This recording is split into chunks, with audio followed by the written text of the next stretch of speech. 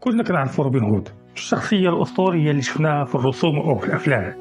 ولكن إذا كان روبن هود الإنجليزي شخصية أسطورية حسب أغلب الدراسات، فشمال إفريقيا وبالخصوص المغرب والجزائر وتونس غادي تعرف روبن هود حقيقي. جمع بين الثورة السياسية والدينية والاجتماعية، واستمرت الثورة ديالو أكثر من 80 سنة. بغيتوا التفاصيل؟ خليكم معنا.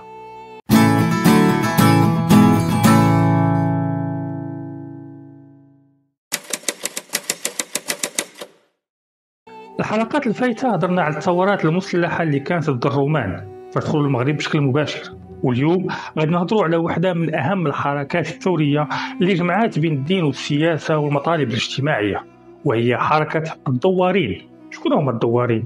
منين جاو؟ شنو القصة ديالهم؟ كيفاش بداو؟ كيفاش سلاو؟ كالعادة المصادر التاريخية ما كتعطيناش معلومات كثير على هذه الحركة اللي كانت من أخطر الثورات على الإمبراطورية الرومانية واستمرت أكثر من 80 سنة. وباش نفهموا مزيان القصة خاص نبداوها من الأول. ملي دخلت الإمبراطورية الرومانية لبلاد المغرب وشمال إفريقيا اعتبرت أن هذه الأراضي هي ملكية عامة للشعب الروماني. هكذا تولي وظيفة شمال إفريقيا أنها تزود روما بالمنتوجات الفلاحية اللي كتحتاجها. في نفس الوقت بداو الملاك الكبار اللي أغلبيتهم كانوا إيطاليين كيسيطروا على الأراضي، والفلاحين تحولوا إلى مستخدمين عند الكبار. كثرت العبودية، الفقير زاد الفقر ديالو، الغني زاد الثروة ديالو، وطبقة المرابين اللي كانوا كيسلفوا الناس بالربا كانوا هما المستفيد الأكبر. تقلوا الناس بالغرامات والفوائد، واللي ما خلصش يتسنى الجلد أو الحبس. عاد من الفلاحين سمحوا في أراضيهم ومشاو ولاو مياومين أو عمال موسميين كيتنقلوا من بلاد لبلاد يقلبوا على طرف الخبز. الشعور بالظلم والحقرة والقهر تزاد، وكان كيتزاد في كل أزمة أو حرب كتوقع في روما وكتنعكس على سكان شمال إفريقيا. هذه الفترة غادي تبان المسيحية اللي غادي يعتنقوا جزء كبير من المغاربة وشمال إفريقيا لأنهم شافوها دين كيأمر بالعدالة الاجتماعية والمساواة، خاصة أن الأباطرة الرومان كانوا كيقمعوا المسيحيين وكيعذبوهم بأبشع الطرق.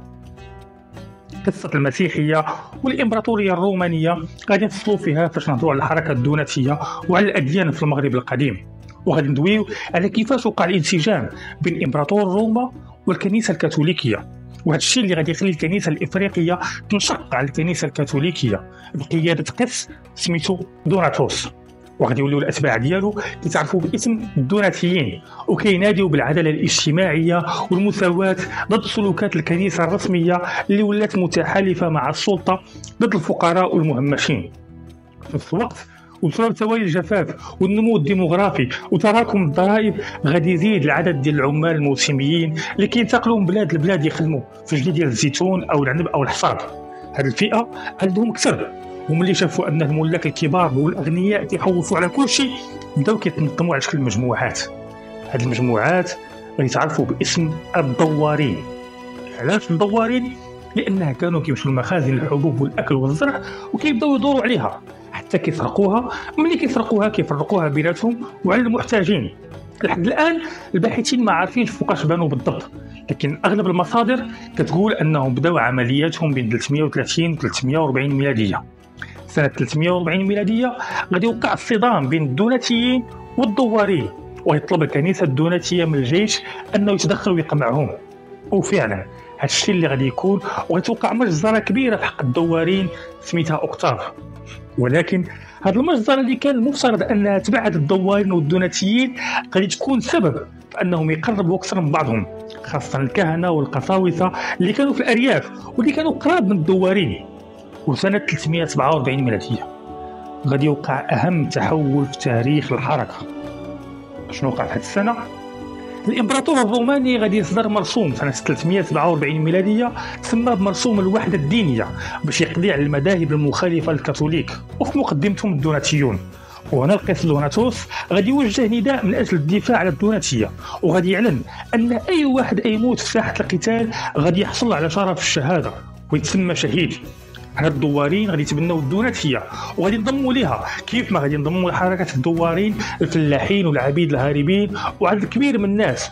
وغادي يبداو الدوارين كيهجموا وكيبداو هجماتهم بالله الحمد اللي قال عنها القديس اغسطس انها كانت مخيفه كزئير الاسود. ما غاديش يبقاو غير كيدوروا على المخازن والمستودعات، ولكن غادي يبداو كيهاجموا الكنائس الكاثوليكيه، كينهبوها كيحرقوها، كيتعرضوا للاساقفه ورجال الدين بالسب والشتم واحيانا الضرب والتعذيب والقتل، ويهاجموا الاغنياء وغادي يرغموهم انهم يديروا شهادات ابراء الناس اللي كيسالوهم الفلوس. وكانوا فاش كيلقاو شي غني راكب شي عربه والعبيد كيجروها كينزلوا السيد وكيركبوا العبيد وكيخليوه هو يجري قدام العبيد ديالو. هنا غادي يتحول اسم الدوارين من الدوارين الى جنود المسيح او مقاومي بنات الوحده، اشاره لقانون الوحده الدينيه. وعمليات الدوارين غادي تطور وغادي يميلوا للاستشهاد اكثر، وكانوا كيفضلوا انهم ينتحروا بالغرق او الاحتراق، واحيانا كانوا كيطلبوا من الناس انهم يقتلوهم، وكانوا كيديروا حفلات صاخبه في قبور الشهداء. الحركه ما تطورتش غير على مستوى الممارسات ولكن حتى على مستوى الاسلحه. في الاول بداو بالعصي، من موراها بداو كيخدموا المقالع والحجر، من موراها ولاو كيخدموا السيوف والفؤوس. تطورات الحركه واستمرت الحركه لسنوات والعدد ديالها كيتزاد رغم انها ما كانش عندها قياده سياسيه موحده. في نفس الوقت انتشرت الكنيسه الدوناتيه في شمال افريقيا لدرجه ان روما بدات كتبني كنائس كاثوليكيه على منطقه الخزينه العامه باش تحاول انها توقف مد الدوناتيين ومعه مد الدوارين.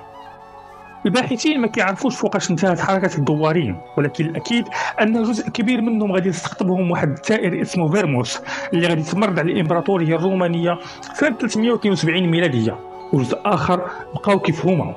لكن الاكيد ان في سنه 411 ميلاديه تم القضاء العسكري المسلح على الدوناتيين والدوارين، وسالت واحده من اهم ثورات العداله الاجتماعيه وانتفاضات الضعفاء في التاريخ عموما وفي تاريخ شمال افريقيا خصوصا. كانت هذه نهاية حركة الدوارين بعد أكثر من 80 سنة من الثورة ديالها اللي جمعت فيها بين الدين والسياسة والمطالب الاجتماعية والعمل المسلح والمتطرف أحيانا، لكن كانوا وبقاو ثورات أخرى باقي غادي نهضروا عليهم في الحلقات الجاية. في انتظار ذلك أكتب لكم في الدوارين واش هما ثوار أو متطرفين أو بجوج؟ جاوبونا في التعليقات. وإذا بغيتوا معلومات أكثر عن الحركة ضربوا طيله على المصادر والمراجع اللي في صندوق الوصف. إذا عجبتكم هذه الحلقة ما تنسوش تبارطاجيوها مع أصحابكم، وإذا ما عجبتكمش ما تبخلوش علينا بملاحظاتكم وانتقاداتكم. وإذا كانت عندكم شي مقترحات لحلقات أخرى أو مواضيع تبغيو نهضروا عليهم خليهم لنا في التعليقات. دوزوا بخير.